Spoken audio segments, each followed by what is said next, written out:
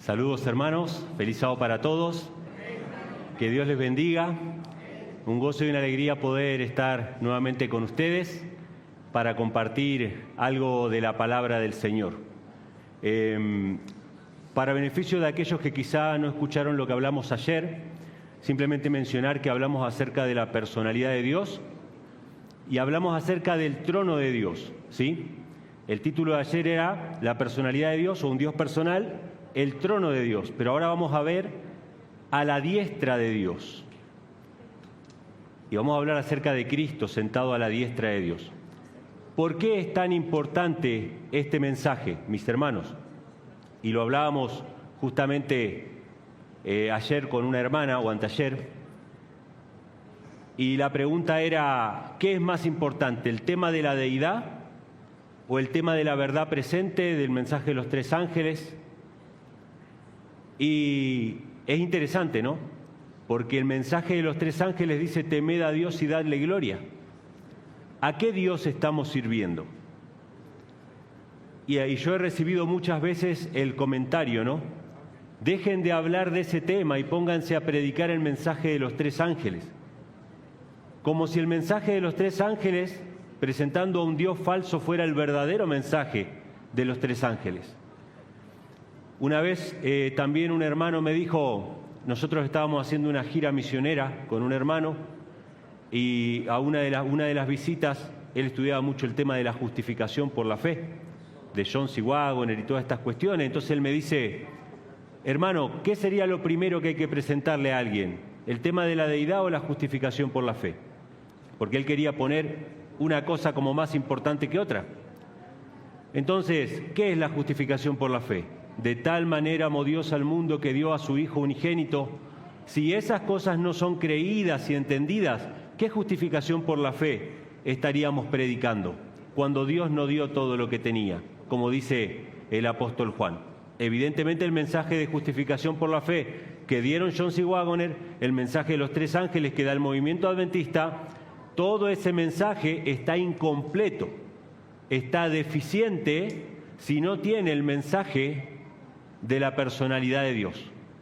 Y si alguien tiene dudas sobre eso, pueden ir a las creencias fundamentales de los adventistas del séptimo día, ¿sí?, de la época de los pioneros, y todos los pioneros estaban de acuerdo que la primera doctrina fundamental era la personalidad de Dios, que Dios era un ser personal, espiritual, bondadoso, justo, etcétera, etcétera, que habita en el cielo, en su santo templo, pero que se hace presente con nosotros a través de su representante, el Espíritu Santo. Y todos estaban de acuerdo con eso.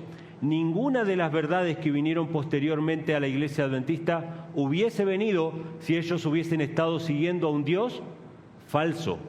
Y mucha gente dice, no, lo que pasa es que en realidad al principio eran antitrinitarios, pero después recibieron la luz de la Trinidad. Y ayer mencionamos que Elena G. de Guay era trinitaria, era metodista.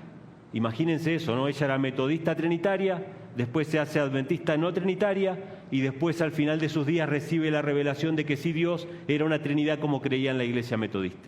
Eso no tiene ningún sentido. Entonces, este mensaje es importante, hermanos, porque tiene que ver con lo que nosotros estamos contemplando. El ser humano tiene un padre, ayer lo vimos. Es Dios, Dios es nuestro Padre amoroso.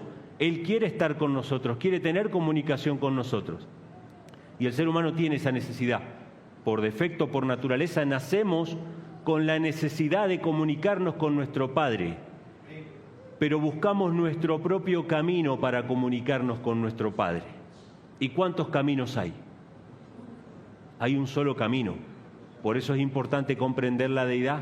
Hay un solo medio para llegar al Padre. Y ayer vimos, entre otras cosas, que hay una sola persona que se sienta en el trono del Padre, que es su Hijo Jesucristo.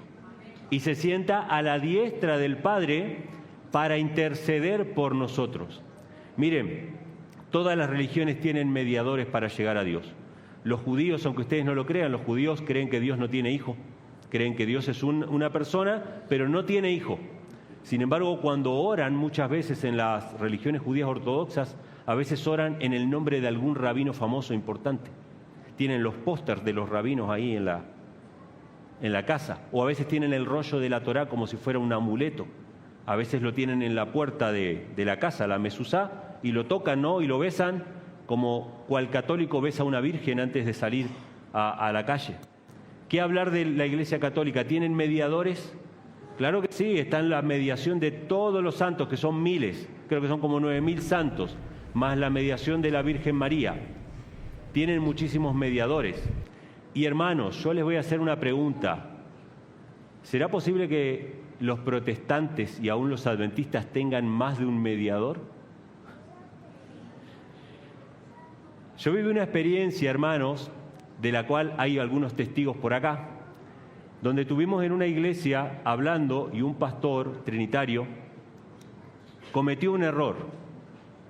Él estaba defendiendo la Trinidad, pero él cometió un error. Él dijo: nosotros tenemos dos mediadores, Jesús y el Espíritu Santo. Ese fue el peor error que cometió, porque toda esa iglesia, ustedes son testigos, se puso en contra. Eso fue terrible. Pero en el subconsciente de muchos hay dos mediadores. Sin embargo, la Biblia nos dice que hay uno solo. Y tenemos que aprender a mirar por la fe el santuario celestial, donde está el Padre sentado en el trono, que es a quien nosotros debemos volver.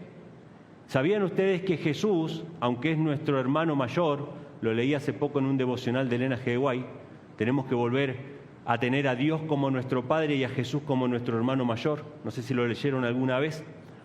Aunque Jesús es nuestro hermano mayor, dio su vida por nosotros y todo, ¿sabían ustedes que Jesús no es la finalidad, sino que es el medio? Nuestra finalidad es volver ¿a quién? Volver al Padre. Hablábamos ayer con unos hermanos de una cita de la sierva del Señor, de Historia de la Redención, donde ella dice que antes del pecado Adán y Eva tenían un trato directo con su Creador. Cuando dice su Creador, no se está refiriendo al Hijo, se está refiriendo al Padre. Pero una vez que el hombre cayó en pecado, Dios se comunicaría con el hombre a través de Cristo y de los ángeles. O sea que Dios se comunica con nosotros, evidentemente, pero nuestra relación, hermanos, es a distancia por el momento. Es a distancia. Pero podemos tener una relación personal con el Padre hoy día, a través de Cristo y a través de sus ángeles, que son los que traen la gloria y la presencia de Dios. Por eso la escalera de Jacob, que vio en el sueño, ¿qué vio? Dios en el cielo, una escalera que representaba a Cristo y a los ángeles de Dios subiendo y bajando por el Hijo del Hombre. Esa es la comunión que hoy podemos tener, hermanos. Y es importante que nuestra vista esté puesta en el santuario celestial, donde está el Padre sentado en el trono y Jesucristo a la diestra de Dios intercediendo por nosotros. El primer texto que quiero leer en esta tarde está en Hechos capítulo 7. Antes de leer el texto quiero ponerles un poquito el contexto de lo que estaba pasando. En Hechos capítulo 7 había sido capturado el primer mártir de la iglesia cristiana, que fue Esteban, un diácono, ¿sí? Este Esteban se le acusaba obviamente de todas las acusaciones que se han hecho contra Cristo y contra los discípulos de Cristo, de querer cambiar la ley o de predicar en el nombre de Jesús, etc. Y cuando se le llama a hablar a Esteban, el Espíritu de Dios cae sobre él y él empieza a relatar la historia del pueblo de Israel. ¿Cuántos de ustedes recuerdan eso? Empieza desde Abraham, Abraham, Isaac, Jacob, las 12 tribus, cómo fueron a Egipto, cómo los esclavizaron, cómo Dios levantó a Moisés como libertador, cómo salieron y vagaron por el desierto, cómo llegaron a la tierra prometida. Iba relatando toda la historia del pueblo de Israel, cómo apostataron en el desierto, adoraron los ídolos, a las estrellas, etc. Y en un momento Esteban llega a una instancia de la historia donde menciona algo sensible. Dice: Salomón quiso construir casa para el Señor, pero no hay casa, no hay templo humano que pueda contener la gloria del Señor, que era algo que Salomón sabía. Cuando Salomón construye el templo y dedica el templo, en su oración dice que los cielos no lo pueden contener y que él escucha desde el cielo y desde su santuario nos escucha. Salomón sabía que ese templo terrenal era un símbolo simplemente, pero que había un santuario celestial. Pero cuando estos judíos escucharon mencionar el templo, ellos eran muy celosos del templo. Y dice que en ese momento ellos se enfurecieron. Así que Esteban deja de relatar, deja esa historia. Yo me imagino a él que está con su vista sin mirar a nadie en particular, relatando la historia, deja de relatar la historia y pone su vista sobre esos religiosos. Y les dice: duros de servir y duros de corazón, siempre ustedes rechazan el Espíritu Santo. Los reprendió públicamente, inspirado por el Espíritu Santo. Los reprendió. Ustedes recibieron la ley por mano de ángeles y aún así entregaron al justo y se convirtieron en entregadores y matadores del Mesías. Cuando dijo esto, ¿qué pasó con esos fariseos? Empezaron a crujir los dientes, dice. El enojo se enardeció. Entonces, y ahora sí quiero leer el texto, el Espíritu de Dios le mostró a Esteban una visión de lo que debe ser para nosotros, hermanos, la visión más importante: tener puesta nuestra vista en el cielo. Dice Hechos capítulo 7, versículos 55 y 56. Esteban, lleno del Espíritu Santo, puesto los ojos en el cielo, vio la gloria de Dios y a Jesús que estaba a la diestra de Dios, y dijo: he aquí veo los cielos abiertos y al Hijo del Hombre que está a la diestra de Dios. Hermanos, este hombre estaba a punto de morir y probablemente él ya lo sabía, porque Dios pone, ustedes saben que Dios pone en el corazón, cuando estamos en comunión con Dios, Él pone en nuestro corazón cuando nuestra hora ha llegado. ¿Sabían eso ustedes? Cuando a Jesús lo querían matar, Él decía: todavía no llegó mi hora. ¿Sí? Pero cuando llegó el momento, Él lo supo. Pablo supo cuando estaba para ser sacrificado. Él lo supo, hermanos. Y este hombre de Dios que estaba a punto de ser sacrificado, la visión que le fue dada para fortalecerlo, para darle gracia, para darle poder, para resistir hasta el último momento, fue una visión del trono de Dios y de Cristo sentado a la diestra. Vaya que si Satanás quiere destruir esa imagen, porque es de donde sale la fortaleza, de donde sale la gracia, es donde nosotros tenemos que acudir para buscar el Espíritu del Señor. ¿Qué pasó cuando Esteban dijo lo que estaba viendo? Veo a Dios, pero no solo, sino que a la diestra de Dios está el Hijo del Hombre, está Jesucristo. ¿Qué pasó con esos fariseos? Se taparon los oídos y a los gritos lo sacaron y lo apedrearon. Qué interesante, hermanos. ¿Qué mensaje odia Satanás? ¿Qué es lo que él no quiere escuchar? Que nosotros acudimos a Dios en el nombre de Cristo. Que podemos contemplar al Padre y al Hijo sentado a su diestra. Hermanos, es la fuente de nuestra fortaleza. Voy a compartir algunos pasajes muy interesantes. Uno de ellos está en Hebreos capítulo 4, versículo 15.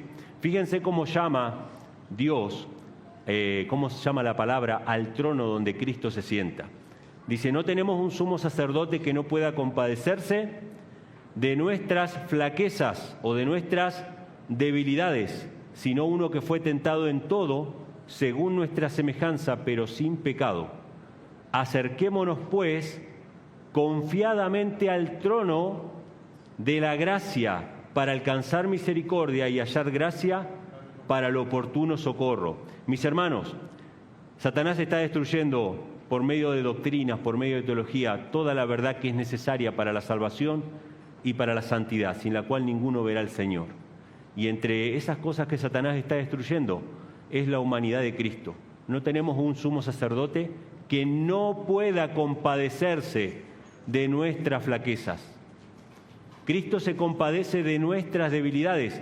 El que está sentado a la diestra del Padre vivió como nosotros vivimos.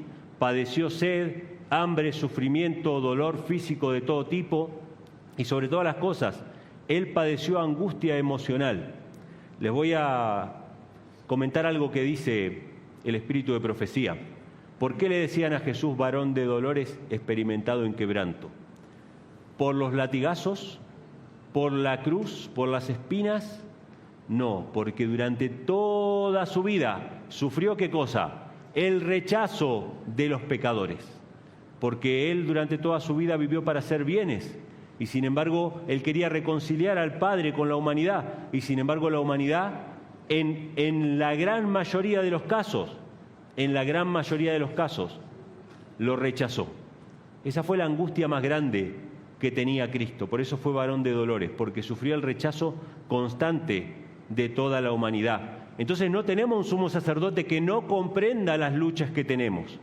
¿Qué quiere Dios que hagamos cuando estamos oprimidos, angustiados, tenemos temor, tenemos ansiedad? ¿Qué quiere que hagamos? Que nos acerquemos confiadamente al trono de la gracia, porque Cristo nos comprende y dice que es para hallar misericordia, hallar gracia para el oportuno socorro. Si Satanás destruye la imagen del trono y de Cristo sentado a la diestra, ¿dónde vamos a buscar la gracia y la fuerza para vencer el pecado? Estamos desprovistos de eso, hermanos. ¿Sí? Ahora, ¿cómo lo llama la Biblia al trono de Cristo? El trono de la gracia. ¿Por qué es el trono de la gracia? Se los voy a decir en pocas palabras, ¿no? Porque todavía tenemos tiempo de buscar perdón, misericordia, fuerza para vencer. Todavía hay gracia. Todavía los hombres pueden acercarse a ese trono, y ese trono se llama trono de la gracia desde que cayó el hombre en pecado. Desde que el hombre cayó en pecado, los seres humanos pueden acercarse confiadamente a ese trono. Pero va a llegar un momento, mis hermanos, que ese trono no va a ser más de la gracia. ¿Sí? Que lo vamos a ver ahorita mismo. Fíjense lo que dice Romanos 8, versículos 31 al 34. Todos los textos que voy a leer que hablan de Cristo sentado a la diestra del Padre, nos hablan de que es la fuente de nuestra fortaleza, que es la fuente de la gracia, que es donde tiene que estar puesta nuestra vista. ¿Sí? ¿Qué pues diremos a esto? Si Dios por nosotros, ¿quién contra nosotros? Y escuchen, hermanos, qué preciosa promesa, cómo cambia el mensaje de los tres ángeles y de la justificación por la fe cuando lo entendemos correctamente con el Padre y el Hijo. El que no escatimó ni a su propio Hijo, sino que lo entregó para todos nosotros, ¿cómo no nos dará también con Él todas las cosas, hermanos? Yo sé que todos sufrimos a veces ansiedad, temor, ¿sí? Angustia, incluso por cosas que no pasaron. Ya vamos a ver que este trono es para que depositemos en Él incluso esas cosas, ¿sí?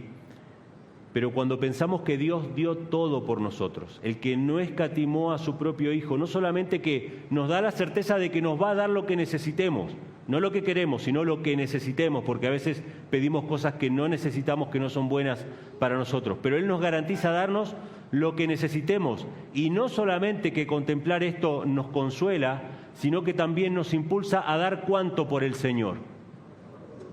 Todo. ¿Sí? Nosotros damos todo por el Señor porque Él dio todo por nosotros. ¿Cuánto dio Esteban por el Señor? La vida.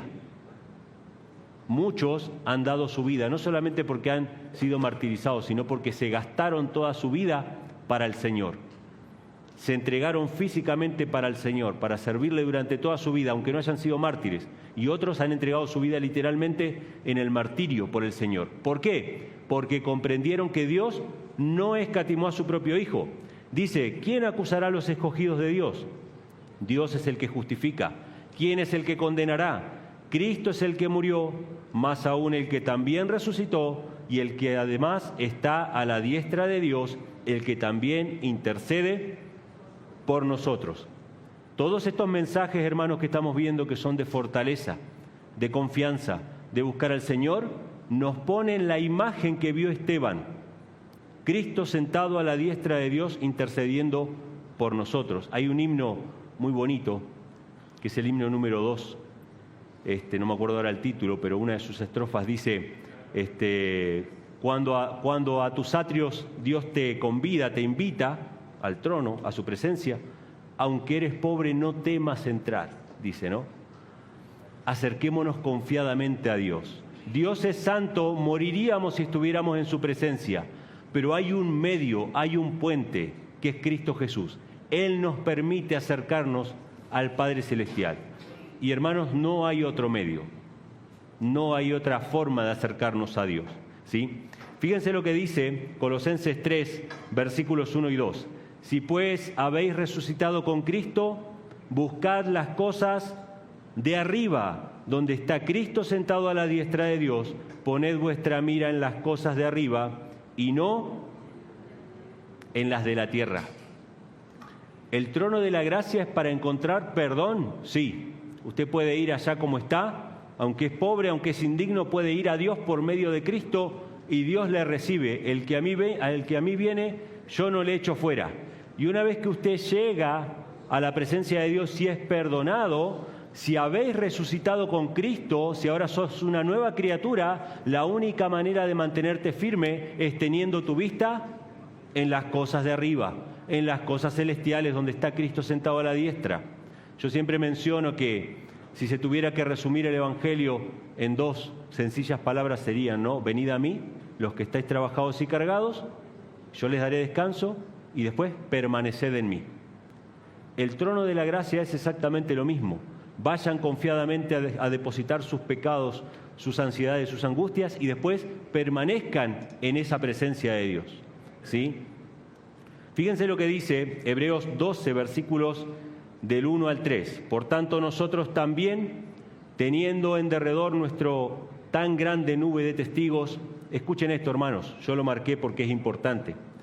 Despojémonos de todo peso y del pecado que nos asedia y corramos con paciencia la carrera que tenemos por delante.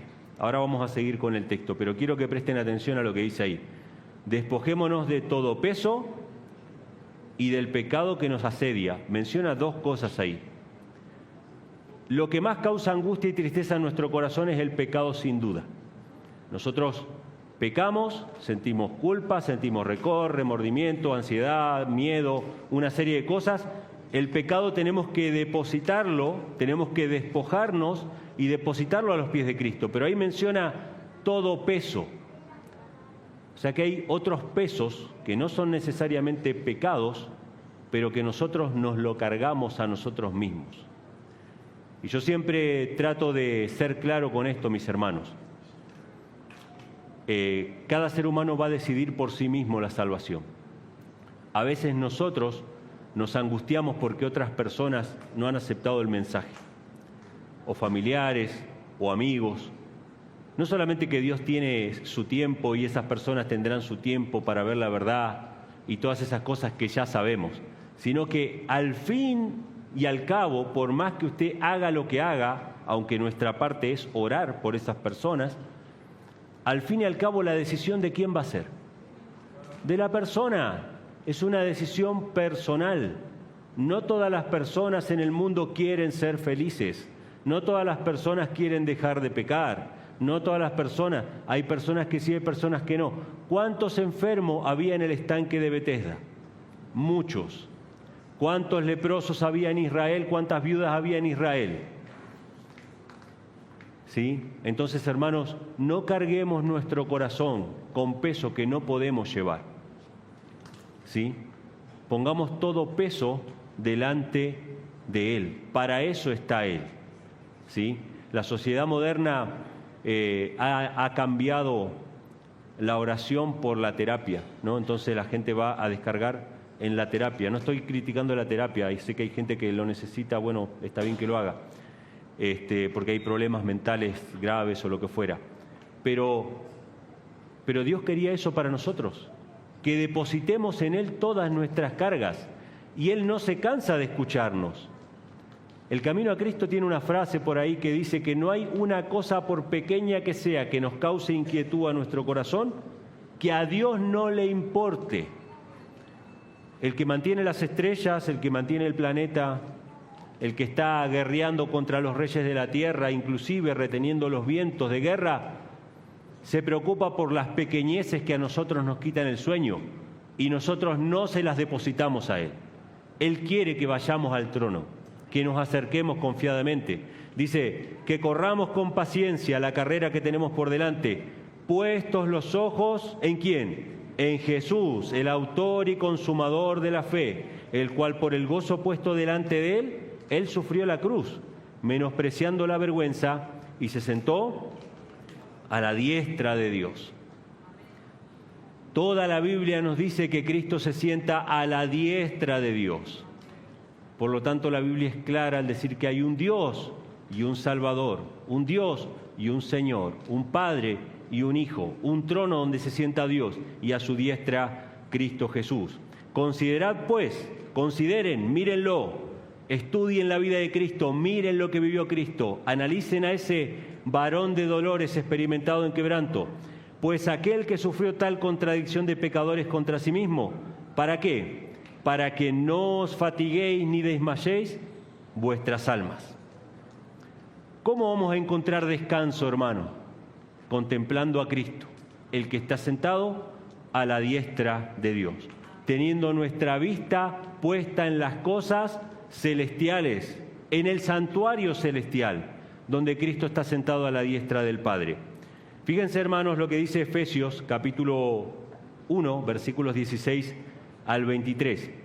Dice, no ceso de dar gracias por vosotros, haciendo mención de vosotros en mis oraciones, para que el Dios de nuestro Señor Jesucristo, el Padre de gloria, os dé espíritu de sabiduría y de revelación en el conocimiento de Él.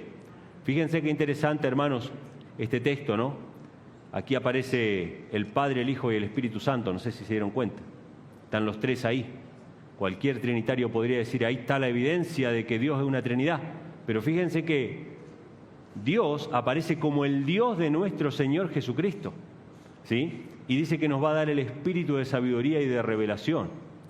Dios no solamente es Dios nuestro, sino que también es Dios de Cristo. Jesús dice, voy a mi Padre y a vuestro Padre, a mi Dios y a vuestro Dios, ¿sí? Y entonces dice, ¿y cuál? El versículo 19, la supereminente grandeza de su poder para con nosotros, los que creemos según la operación del poder de su fortaleza, la cual operó en Cristo. O sea, el poder de Dios, ¿no? Operó en Cristo, resucitándolo de los muertos y sentándolo a su diestra en los lugares celestiales. Ustedes saben que hay un devocional de Elena G. White que se llama En los lugares celestiales. Yo les pregunto, ¿qué son los lugares celestiales? Lugar santo y lugar santísimo. ¿Dónde tenemos que tener nuestra vista? En los lugares celestiales donde Cristo está sentado a la diestra del Padre, intercediendo por nosotros. Sobre todo principado, potestades y potencia y señorío, y sobre todo nombre que se nombra, no solo en este mundo, sino también en el venidero. Y escuchen eso, hermanos, qué importante. Cristo fue dado por cabeza, le fue dado dominio, no solamente en este mundo, sino en el venidero. No es una simulación que hacen el Padre y el Hijo, donde el Hijo simula someterse al Padre y el Padre simula darle autoridad para que nosotros creamos que hay una diferencia, pero que en realidad no la hay. No, no es así. Antes de que el pecado entrase, ya estaba la relación del Padre y el Hijo. Lucifer tuvo celos del Hijo, porque el Hijo era el único que podía entrar en estrecha comunión con el Padre en los concilios celestiales, y él quiso ser parte de eso. Y lo mismo va a pasar en el mundo venidero. Cristo va a ser puesto por cabeza. ¿Después de quién? Después del Padre, porque el Padre es el que le da esa potestad y le da esa autoridad. Dice, no solo en este mundo, sino también en el venidero, y sometió todas las cosas bajo sus pies. Siéntate a mi diestra hasta que ponga a tus enemigos por estrado de tus pies. Y lo dio por cabeza sobre todas las cosas a la iglesia, la cual es su cuerpo, la plenitud de todo aquel que todo lo llena en todo. Hermanos, todos estos textos que hemos leído hasta ahora nos hablan del trono de la gracia, a donde tenemos acceso hasta este mismo momento. Y cada uno de nosotros sabemos que tenemos un tiempo de gracia personal. ¿Lo sabían eso, verdad? Muchas veces nos preocupamos por muchas cosas del futuro. Nos preocupamos que si va a pasar esto, si va a pasar aquello. Miles de preocupaciones en nuestra vida doméstica y también escatológicamente hablando, sobre profecías y cosas así.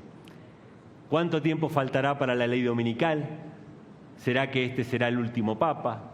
¿Será que ya empezó el juicio por los vivos? ¿Y cuántas cosas?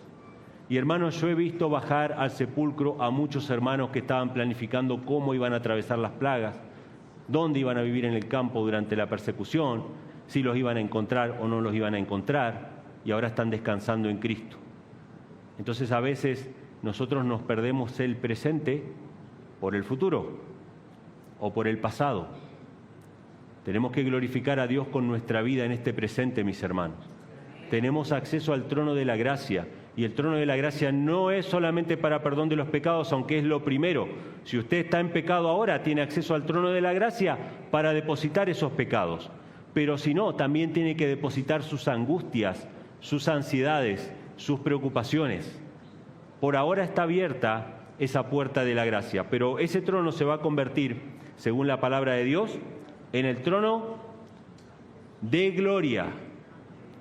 Cristo va a estar sentado en el trono a la diestra del Padre, pero ya no va a ser más el trono de la gracia, sino que va a ser el trono de la gloria. Fíjense lo que dice Mateo 19, 28.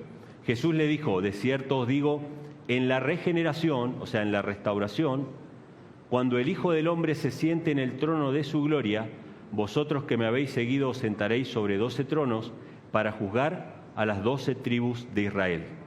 O sea, Cristo está hablando de que cuando termine el tiempo de la gracia, cuando empiece la regeneración, su trono va a ser el trono de la gloria.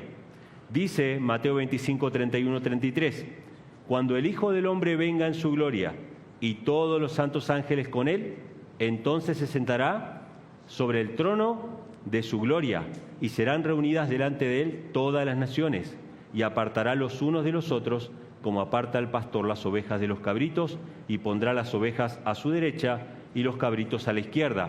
Fíjense que los dos pasajes hablan de un contexto de juicio, del juicio final, del juicio ejecutivo, cuando se termine la gracia. Ustedes saben que muchas religiones cristianas plantean que aún después de la venida de Cristo va a haber posibilidad de arrepentirse. Y lo que la Biblia plantea es que antes de la venida de Cristo ya no va a haber más posibilidad de arrepentirse, ¿sí?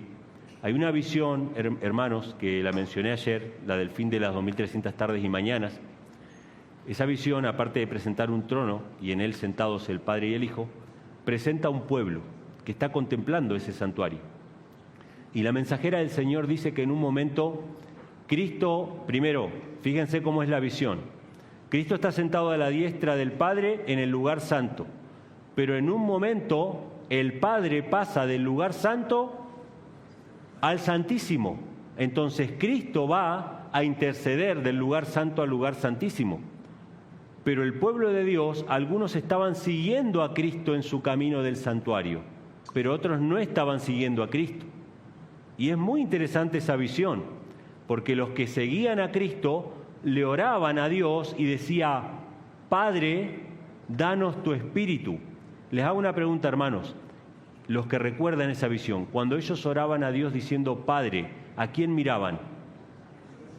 A Jesús, porque al Padre nunca nadie le vio jamás, el unigénito Hijo le ha dado a conocer. Él es la imagen del Dios invisible. Nosotros podemos mirar a Cristo diciendo Padre, danos tu espíritu.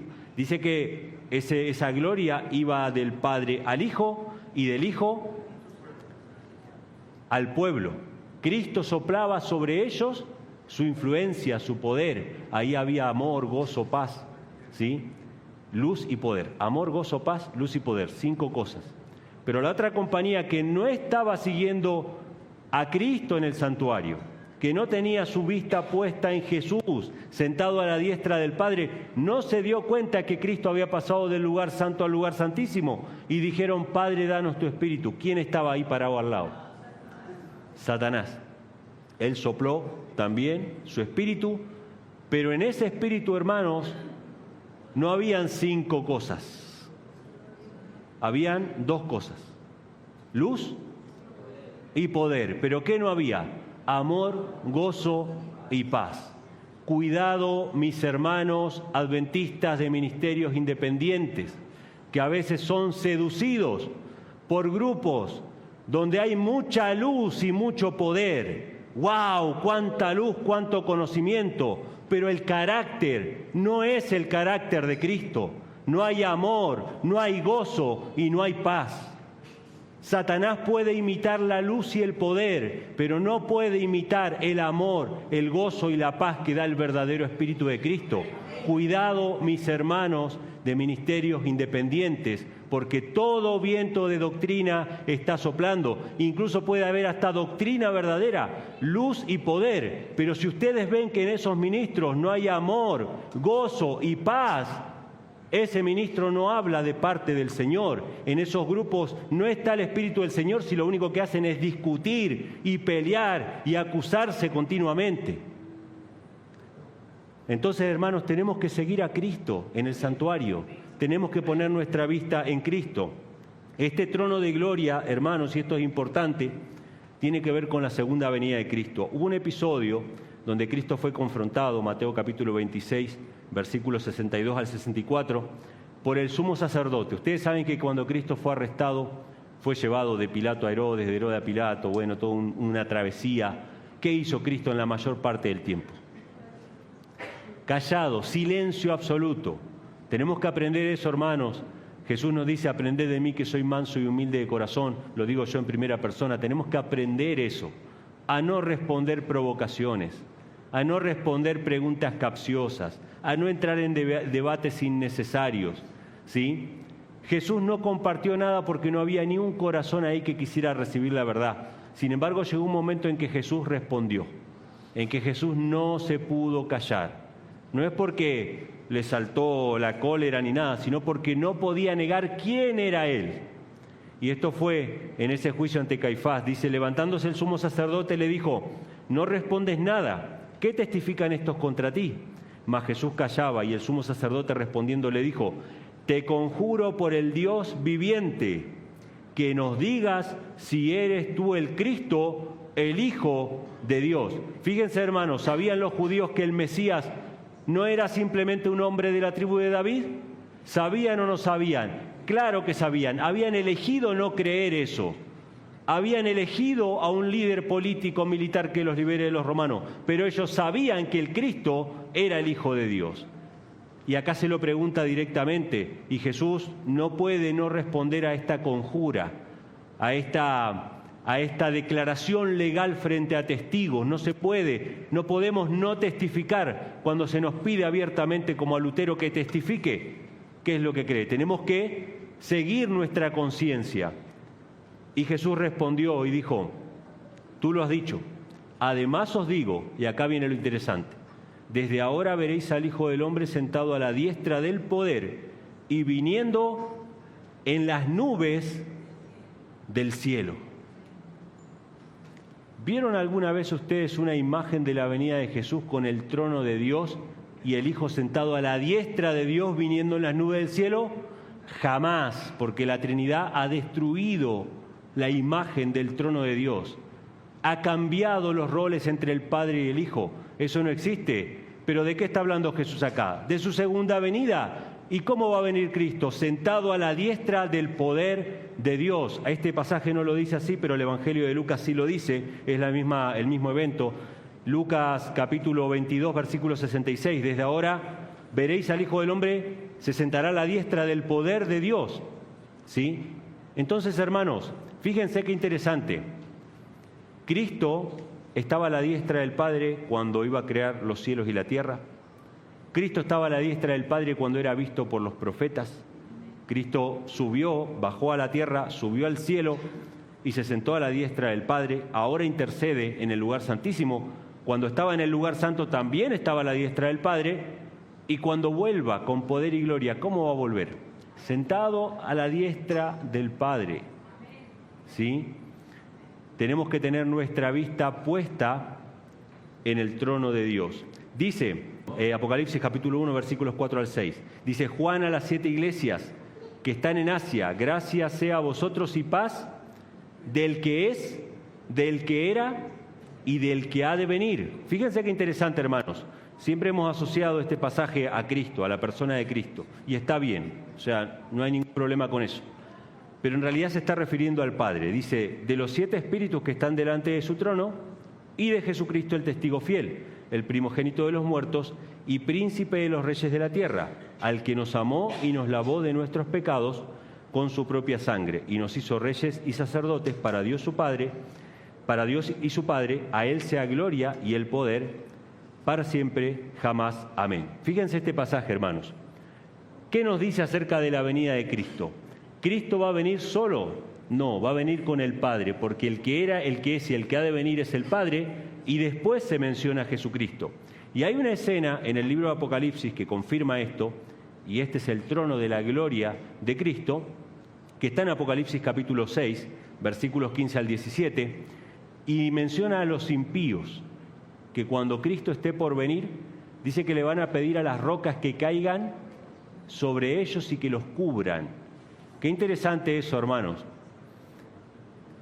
Si no queremos estar en este grupo nosotros, de los que les pidan a las rocas que caigan sobre ellos y que los cubran, tenemos que aprender a caer hoy sobre la roca que es Cristo Jesús. La Biblia dice que Cristo es la roca, la piedra de tropiezo, la piedra que desecharon los edificadores, y que tenemos dos cosas para hacer: o caer nosotros sobre la roca, o la roca caerá sobre nosotros y nos desmenuzará.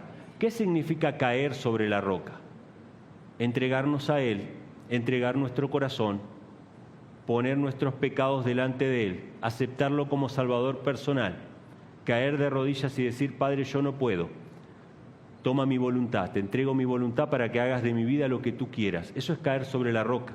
Ahora, todas las personas que no cayeron sobre la roca, que estén vivas cuando Cristo venga, le van a pedir a las montañas, a las rocas literales, que los protejan, cuando estaba Cristo que los podía proteger, que era la verdadera roca. Pero fíjense cómo dicen ellos. Dice: los reyes de la tierra, los magistrados, los ricos, los capitanes, los poderosos, y todo siervo y todo libre, se escondieron en las cuevas entre las peñas de las montañas, y decían a las montañas y a las peñas: caed sobre nosotros y escondednos ¿de qué?